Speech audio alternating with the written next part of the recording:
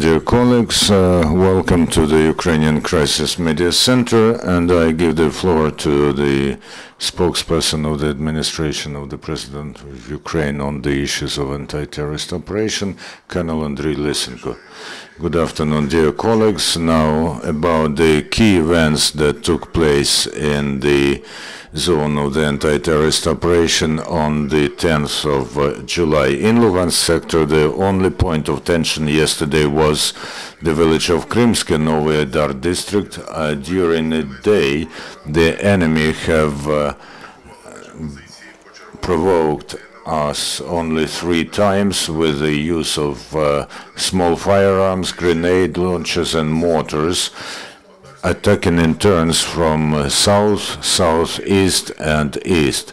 In Donetsk sector, there's a certain sharpening of the situation next to Svitlodar agglomeration. In particular, yesterday during the daytime, the gunmen have conducted a powerful shelling of residential blocks of this city.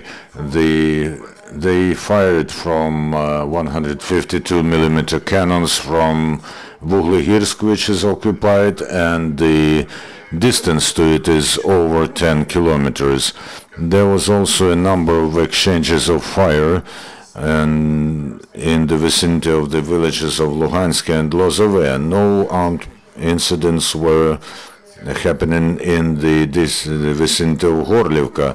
On the contrary, the armed provocations of the gunmen do not stop along the strategically important railway Kostiantynivka-Yasinuvata, the main part of which is controlled by the anti-terrorist operation forces. The combat action in the vicinity of Donetsk airport continue around the clock. On the other hand, on the exits from Donetsk in the vicinity of highways to Zaporizhzhia and Mariupol, there were no armed provocations of the enemy. In Mariupol sector, the situation also remains tense. The enemy have conducted shelling of our positions on the broad part of front line, with a length of almost 40 kilometers from Bogdanivka to Shirokina. More than once in different places they used 122 and 152mm artillery. Also the enemy tanks and sharpshooters shelled and fired at our positions.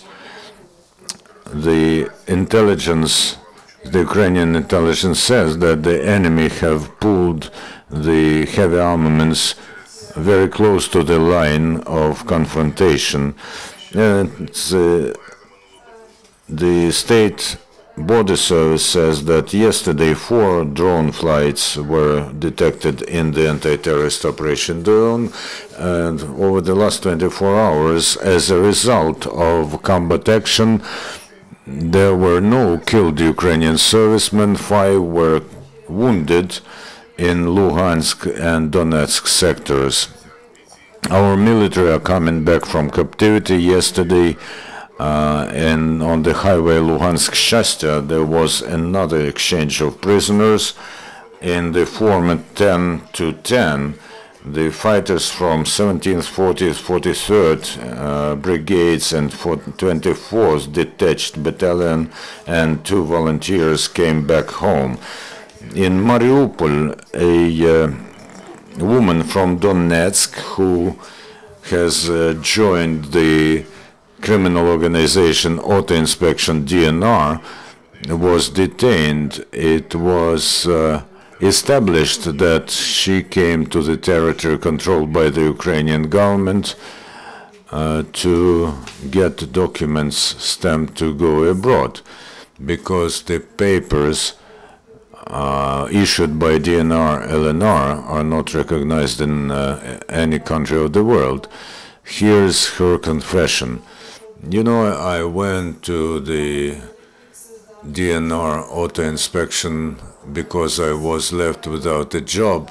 I went there for an interview after I saw a ad and I began to work there. Mr. Yefimov is our head of department. On the territory of Mariupol, I came to get my documents stamped in order to leave the DNR territory and go abroad, because there is a very harsh life on the territory of DNR. There is a deficit of oil, deficit of money, and also military machinery is going around the city, and I presume that they are carrying Russian soldiers, because I hear the Russian accent, and also some statements addressed at our women.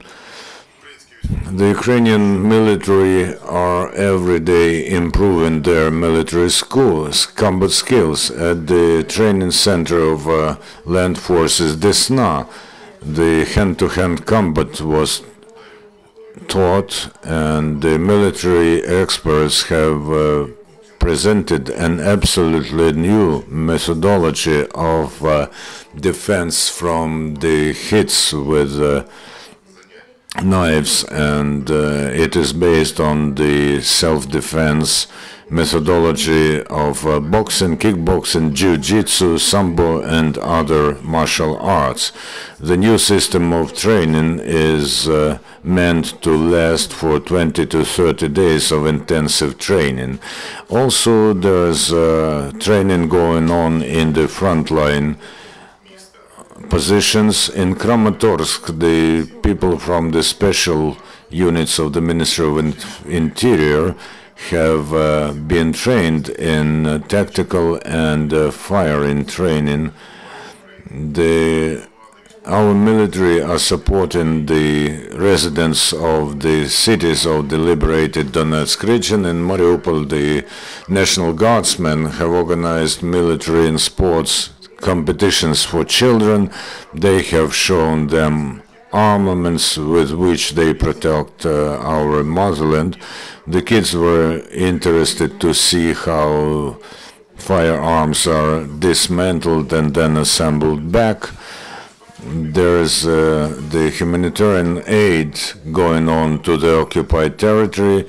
13 lorries with 160 tons of foodstuffs and building materials went to the occupied territory through the control point Bugas. This help was provided by the International Committee of the Red Cross. The economic disaster is becoming even deeper on the occupied territories, and we have the information that the occupation administration is dismantling the production equipment at the Horlivka machine building plant. The same situation is at the railway station Chernukhino next to Debaltsevo, where they make scrap metal out of railway cars.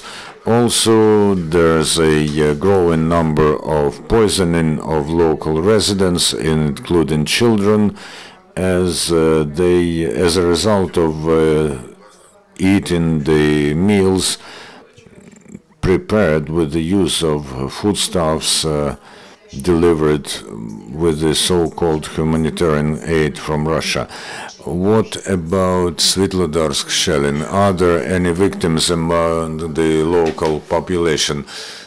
Luckily, no victims, no losses, casualties, but infrastructure was damaged, and as I remember, the running water is not working there. They're restoring it, and of course, often electricity lines are damaged, and also gas pipelines, which are being regularly repaired. Any other questions, colleagues? No questions. Thank you very much. Goodbye.